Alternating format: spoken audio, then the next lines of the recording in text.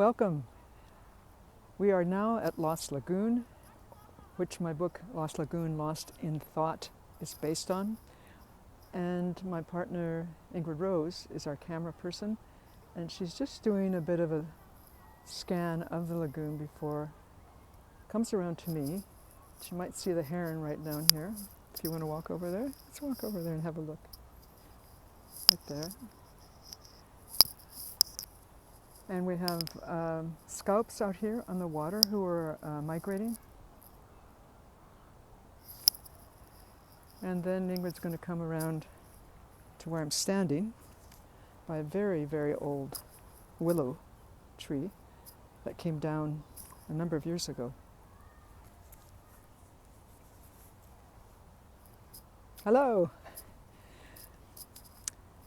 You know, I've dreamed of putting together the book with the lagoon, with me, with you, ever since the book was published. And I just can't tell you how delighted I am that we're doing it now. Just about a year later, my launch for Lost Lagoon was scheduled for mid-March, and I realized early on that I actually felt uncomfortable about the virus. So we canceled it, and then in mid-April we did, I think, the first, if not one of the first virtual launches. So here we are just about a year later. I'm wanting to do this also because people are saying they wish they could walk with me around the lagoon or see the lagoon. Either they live far away, a different country, or because of the pandemic or various reasons are not able to. So this is a way for you to be with the lagoon. And I'm very happy about that as well. I have some thank yous to say. I think that probably Daniela mentioned this, but it can't be mentioned enough. I want to thank the Squamish, Tsleil-Waututh, and Musqueam peoples. And having been so close to the lagoon now in these last years, this is part of their territory without question. I'm so grateful. I also have some thank yous to say in terms of the Canada Arts Council, which is funding this reading, through the Writers Union of Canada, which is the Authors Association, which I'm a member of, Caitlin Press, publisher, fantastic, Ingrid Rose, the camera person, and Daniela Cohen, who is the host for Zoom. This is a live reading, and we had hoped, and it may still happen, that we can do it on the 30th at 10 a.m. as scheduled, live and not virtual. But we're not sure about the weather, and we've had some technical problems, and so we're doing backup now. But it's still you and me and the lagoon and the book and Ingrid. So it's live. The heron agrees. I guess I'm talking too loud, disturbing. It's hunting. Sorry, apologies. I'll talk a little quieter. At the end of the reading, there'll be some time for you to make comments or ask questions. So here we go. Getting caught up in the chord here. The human is at a loss for words, considers, and considers. Wonders, is this loss of words perhaps why the human is a writer? The desire to describe something that the human cherishes makes words scatter like a flock of startled bush tits. The word cherish is suspect, almost passé. Okay, the human thinks again. Let's begin with its name, Lost Lagoon. Its very name is a conundrum. How can one misplace a lagoon? Standing on the shore, any passerby can observe it's not a lagoon, but a small lake, or perhaps a pond. Over the decades, the human has walked around the lagoon, chatting with various companions, but now dwelling close to it, lives with it. The difference between around and with. Difference between pointing with camera, voice, or index finger, and standing still, watching, listening, sniffing, occasionally speaking softly or returning a bird's call. just across the street from the high and low-rise buildings, cheek and jowlness, Lost Lagoon life is. Once again, the human is at a loss for words. The lagoon resists being depicted, summed up. The human admires this. 2. That said, under the cover of darkness and human absence, the lagoon spills into surrounding life. Many are the nights the human is jolted awake by alarmed quacking of geese and ducks. Coyote, owl, or otter on the prowl have startled them. Their panic echoes inside the human's head.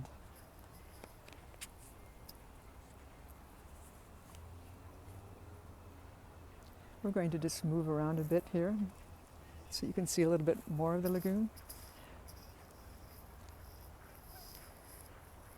Number 8. For years, decades in fact, whenever visiting Stanley Park, the human puzzled over its name, Lost Lagoon. How did it get this nonsensical name? It seemed an oxymoron or a Zen koan. Then water drove the human to water. The apartment flooded, and the human moved here. Just like the magnetism of the river 4 kilometers away from the family farm, Lost Lagoon magnetized the human. Now this close proximity has provoked an investigation into its curious name. One might have guessed it was named by a poet.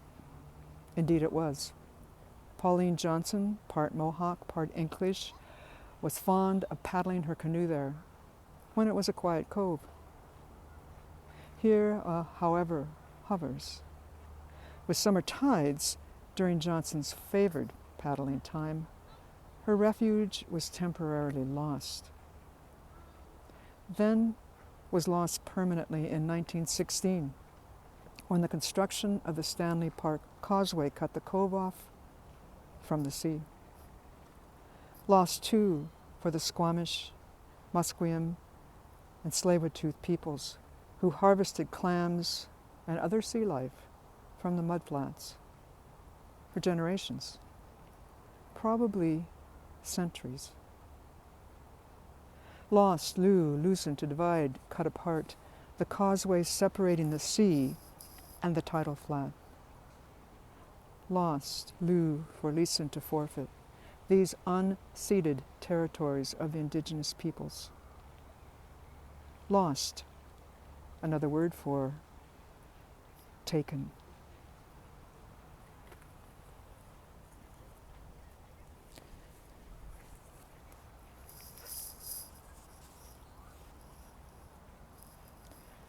Number 18.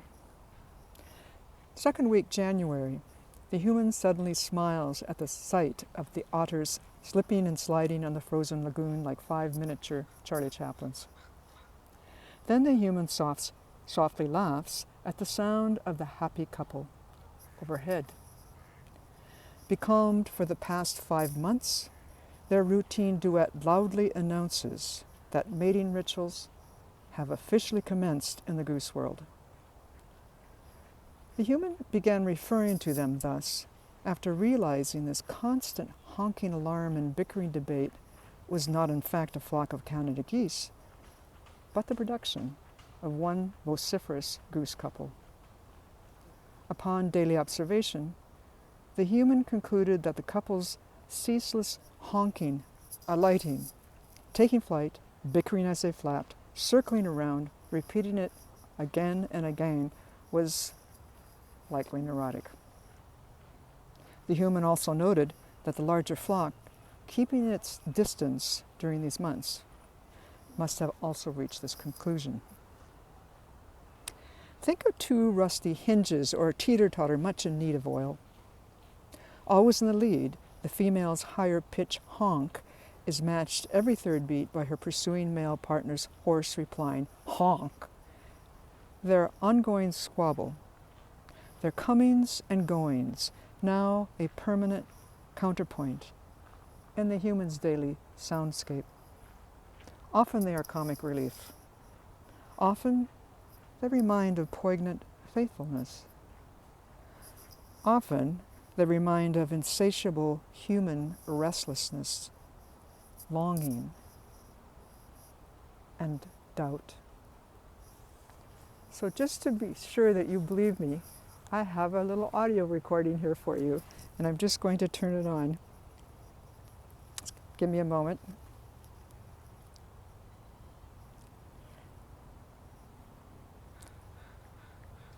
You can hear the ambient noise all around us.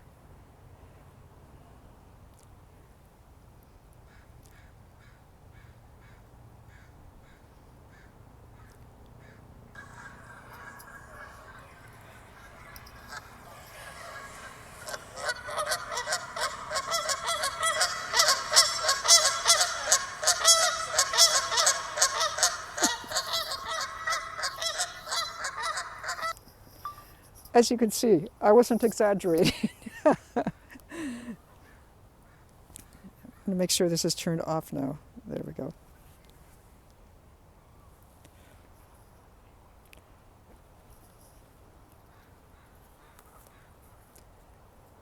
Okay, I'm just finding my next piece. Okay.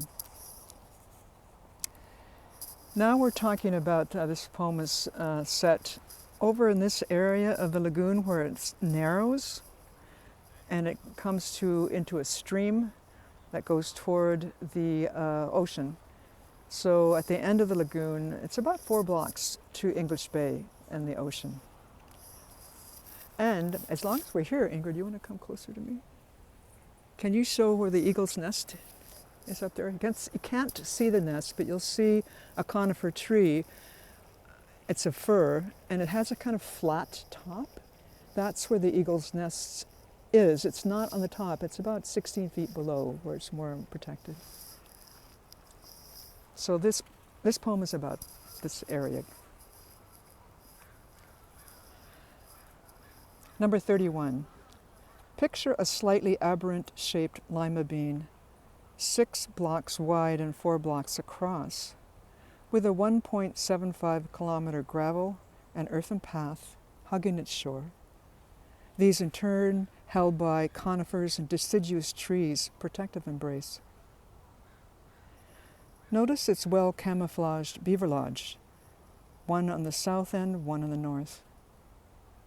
Picture its ceaseless, reflective conversation with trees and ever-changing sky and movement of air. Keep in mind how close it came to obliteration numerous times. The final attempt by the Vancouver Trades and Labour Council to get the city to drain it, fill it in, and make it a sports field. Whisper a thank you to those who worked to have it officially declared a bird sanctuary in 1938. In the early fall twilight, puzzle about how strangely quiet the Canada geese are and why 2 or 3 adults take turns paddling to where the lagoon opens, then retreat. Paddle out, retreat. The human is mystified. What are they waiting for? Then imagine them suddenly, soundlessly unraveling in an unbroken line that swims as one being across the lagoon to where they spend the night. It takes a few times before the human understands. The adults are waiting until the eagle has turned in and it's safe. This choreography, as eloquent as any the human has ever seen.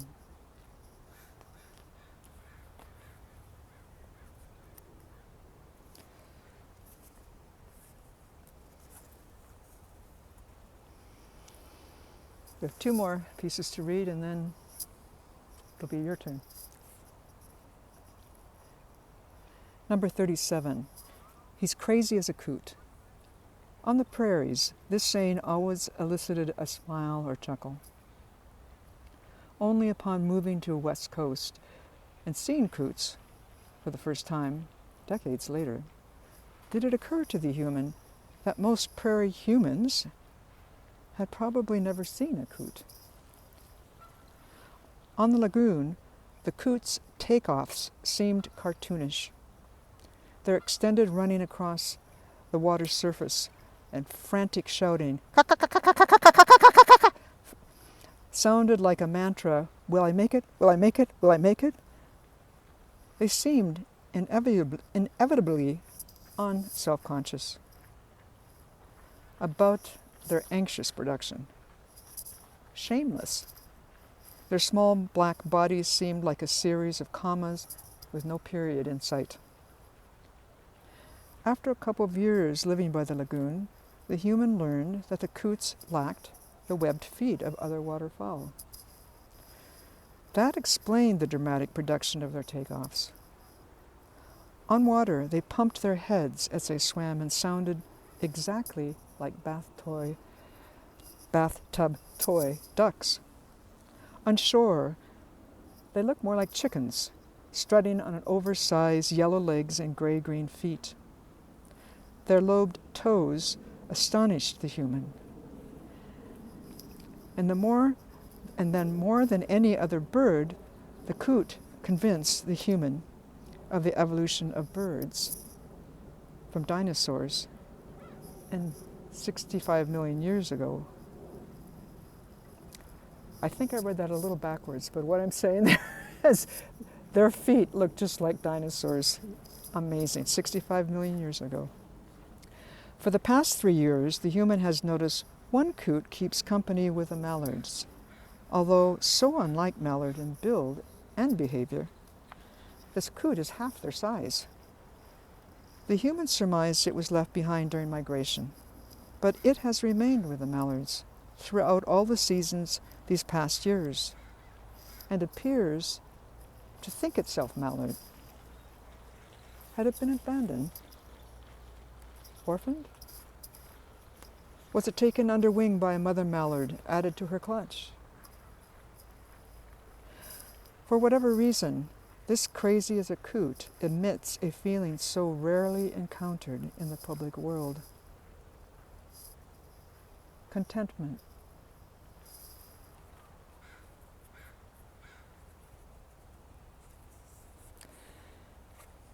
This is the last poem, and I want to just mention that the first stanza of it is actually when I'm 4 blocks to the south, walking on the beach of English Bay and the sea.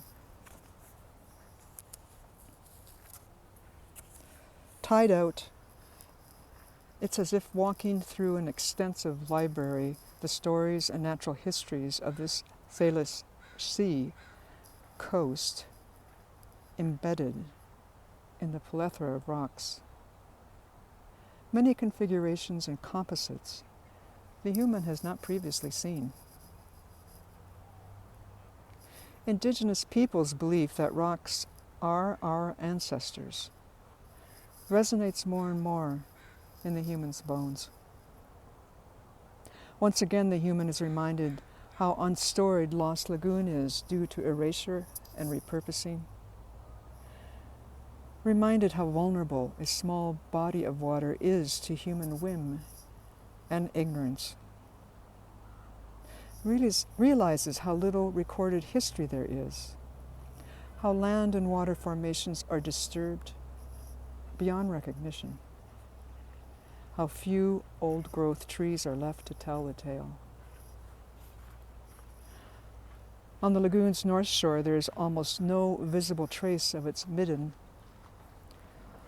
All the lagoon's saltwater life died when the causeway was sealed off from tidal life. Settlers' cabins were removed during the causeway construction. When the lagoon was drained during the construction, the Vancouver Trades and Labour Council adamantly opposed the idea of an artificial lake.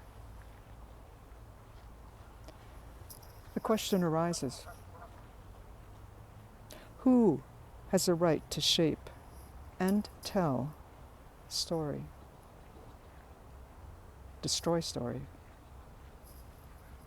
For story decides everything else.